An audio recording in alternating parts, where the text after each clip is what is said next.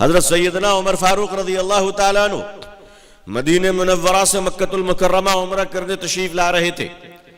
راستے میں آپ ایک جگہ ٹھہر گئے درخت کے نیچے اور لوگوں سے فرمایا کہ آپ فریش ہو جاؤ. صحابہ فریش ہو رہے تھے. حضرت عمر مکے سے پہلے ایک درخت کے نیچے بیٹھ کر سوچنے لگے. بچپن کی یادیں یاد آنے لگی. یاد آ گیا عمر کو کیونکہ عمر مکے میں رہتے تھے. یہ وہی عمر ہے جو خطاب کا بیٹا تھا. یہ عمر مکے کا بڑا بہادر نوجوان تھا. یہ عمر جس کے نام کی بہادری کے ڈنکے مکے اور عرب میں بجتے تھے. حضرت عمر رضی اللہ تعالیٰ نے ایک درخت کے نیچے بیٹھ گئے اور بیٹھ کر لوگوں سے کہا کہ آپ لوگ تیار ہو جاؤ. حضرت عمر بیٹھے بیٹھے مسکرانے لگے. مسکراہٹیں تیز ہنسی میں بدلنے لگی. حضرت عمر ہنسنے لگے.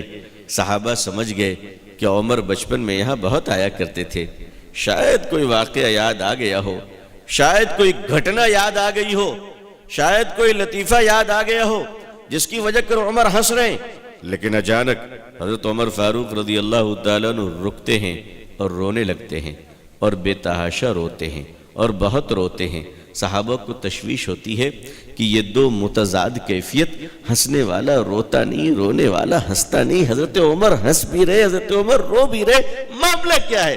لوگ قریب آتے ہیں اور فرماتے ہیں عمر آپ ہنسے تو ہنسے, پھر روئے کیوں؟ رونا تھا تو ہنسے کیوں؟ حضرت عمر نے جو جواب دیا وہ جواب یہ تھا, لوگو ہنس رہا ہوں اس بات پر کہ عمر جب خطاب کا بیٹا تھا تو اسی جگہ پر میرا باپ خطاب مجھے جانور دے کر, اونٹ اور اونٹنیاں دے کر, بکریوں کے ریوڑ دے کر مجھے چرانے کے لیے بھیجا کرتا تھا. لوگوں اس زمانے جہاد میں مکے سے یہ عمر اپنے باپ کے جانوروں کو لے کر آتا, اپنے خاندان کے جانوروں کو لے کر آتا اور اسی مقام پر میں بیٹھ جاتا باس بن کر اور میرے جانور چڑھتے تھے.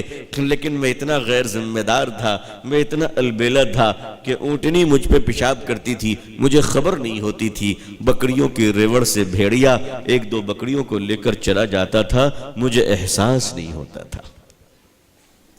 جب شام میں مکہ لوٹتا تو میرا باپ خطاب بکریوں کی ریوڑ میں گنتی کرتا تو جانور کم ملتے. میرے جسم کو سونگھتا تو جانور اور اونٹنی کے اور اونٹ کے پیشاب کی بدبو آتی تھی.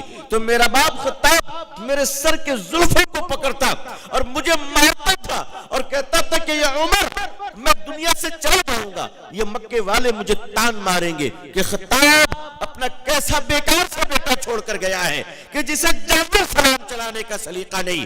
اے عمر تو زندگی میں کیا کر پائے گا, تو کسی کام کے لائق نہیں ہے. یہ کہہ کر میرا باپ مارتا تھا.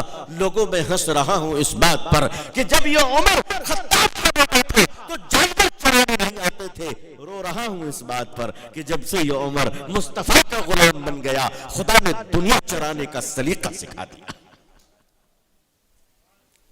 آج یہ عمر کتنے ملکوں کا امیر المومنین ہے.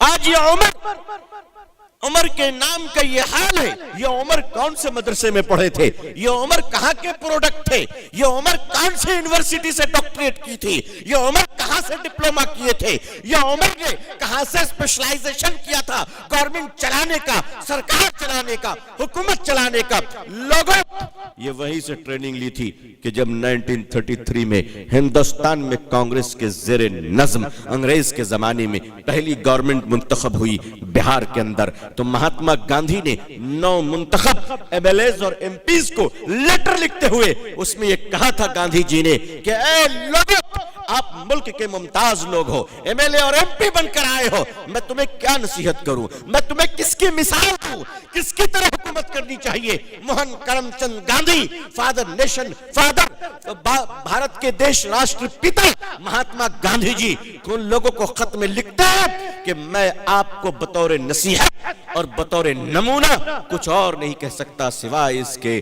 کہ حکومت چلانی ہو تو ابو بکر و عمر و عثمان غنی کو سامنے رکھ لینا.